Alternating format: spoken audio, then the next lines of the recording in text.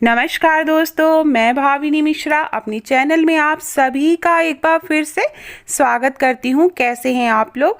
आशा करती हूँ आप सब स्वस्थ और सुरक्षित होंगे। आप सभी को करवा चौथ व्रत की बहुत बहुत शुभकामनाएं।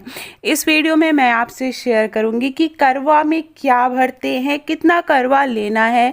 बहुत सारे क्वेश्चंस आ रहे थे तो मैंने इससे रिलेटेड वीडियो बनाया है।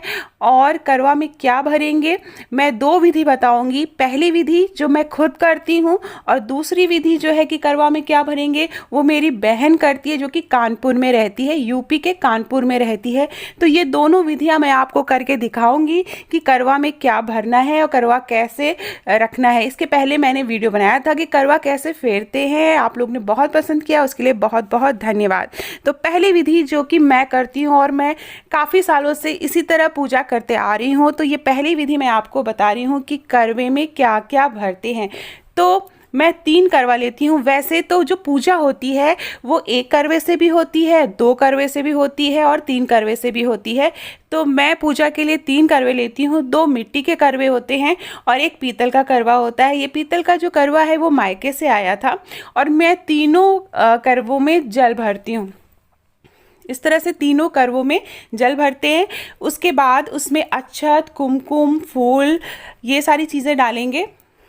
आप चाहें तो 1 रुपए का सिक्का डाल सकते हैं। इससे घर में धन धान्य से परिपूर्ण बना रहता है, पैसे की कभी कोई कमी नहीं आती है। तो कभी भी कलश में जो जल भरते हैं उसको खाली नहीं रखना चाहिए। उसमें हल्दी, अक्षत, कुमकुम और फूल ज़रूर डालें। उसके अलावा आप और भी चीज़ें डाल सकते हैं, जैसे सिक्का डाल सकते हैं। घर में किसी की नज़र न लगे उसके लिए आप इसमें लौंग डाल सकते हैं। इसके बाद ऊपर इस पे जो है मिट्टी वाले में मिट्टी का दिया रखेंगे और करवे के ऊपर में करवे की कटोरी आती है वो रखेंगे। तीनों करवों के ऊपर कटोरी में हम चावल भरेंगे। इस तरह से अच्छी तरह से चावल भर देना है। चावल में आप देख लीजिए कोई कीड़े ना हो, अच्छी तरह से बिन के चावल इसमें भरना है। उसके बाद हम एक एक सुपारी रखेंगे करवों के ऊपर। सुपारी के बाद शक्कर-पिंडी, जिसको पिन्नी के लड्डू भी बोलते हैं, ये चावल के लड्डू होते हैं। इसकी जो वीडियो है, बनाने की जो विधि है, वो मैंने मेरे चैनल पे आपको मिल जाएगी। आप बोलेंगे तो मैं डिस्क्रिप्शन बॉक्स में इसकी लिंक डाल दूँगी। ये सरई है, सरई लगानी होती है। बहुत से लोगों ने पूछा है कितनी सरई लगाते हैं, तो जो मार्केट में जो सरई है वो 7 की संख्या में मिलती है, तो 7-7 की संख्या में लगा सकते हैं।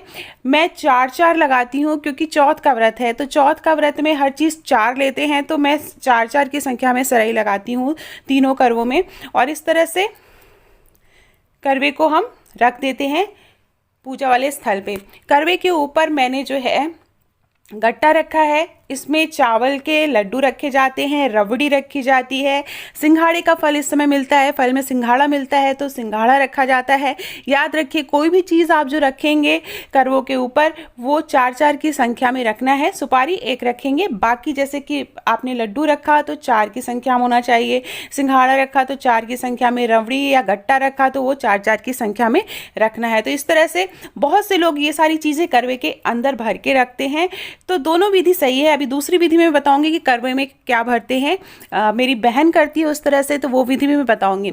आप एक बात याद रखिएगा कि आप अगर पहली बार करवा चौथ का व्रत रह रहे हैं तो आप इसमें से दोनों में से कोई भी विधि आप अपना सकते हैं। लेकिन आप अगर व्रत पहले से कर रहे हैं तो अपनी विधि में कोई भी चेंज नहीं करेंगे। जिस तरह से आप पहले व्रत रखते आ रहे हैं उसी तरह से आपको व्रत रखना है, उसी विधि से आपको पूजा करनी है। या आप अपने घर के बड़े बुजुर्गों से पूछ लीजिए, जिस रीति रिवाज से पूजा की जाती है उसी तरह करनी है। मैं इसी तरह करती आ रही हूँ, तो वो विधि मैंने आपको बता दी।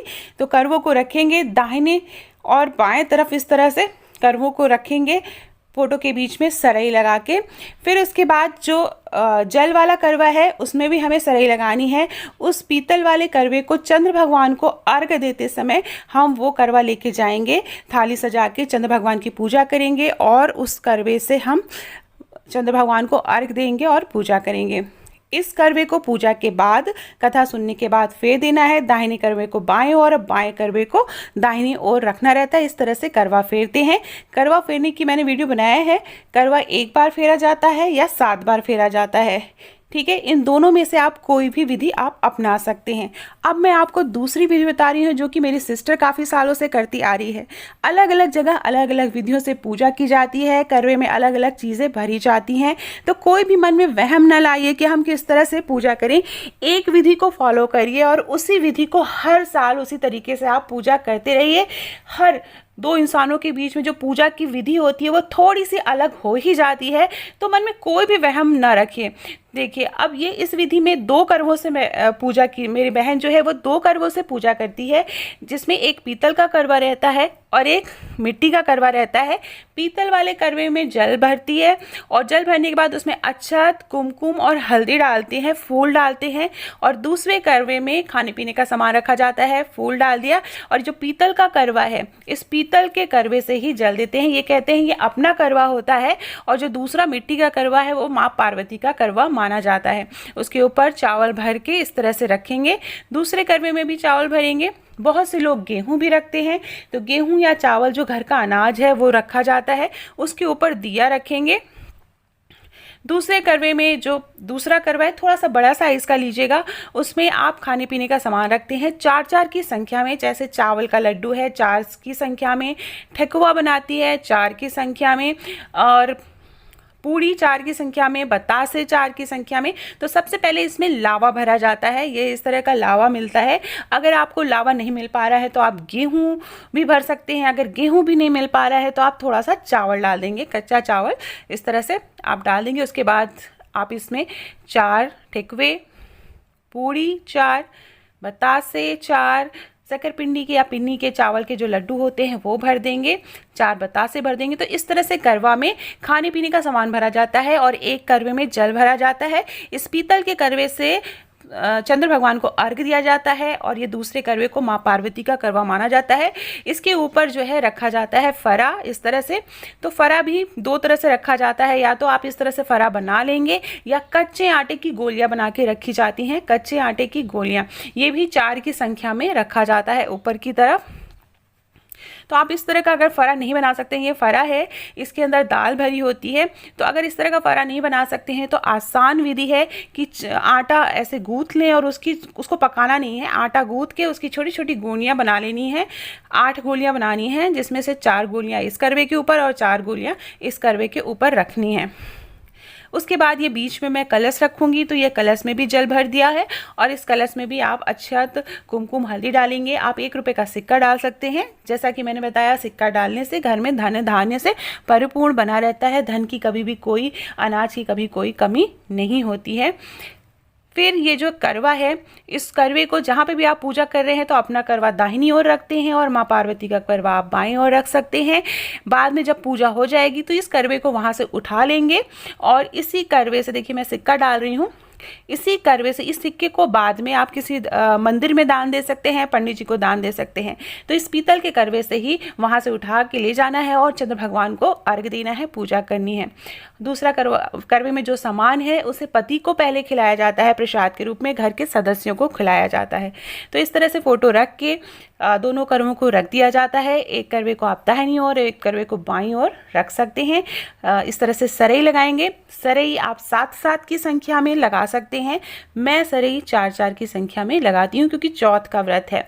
7 की संख्या में सरई क्यों लगाई जाती है वो भी मैं आपको बताती हूँ, क्योंकि ये साहूकार की जो कथा है, जो करवा चौथ की जो मेन कथा होती है, उसमें 7 साहूकार के बेटे होते हैं, तो इसलिए 7 की संख्या में सरई लगाई जाती है और 7 बार करवे फेरे जाते हैं।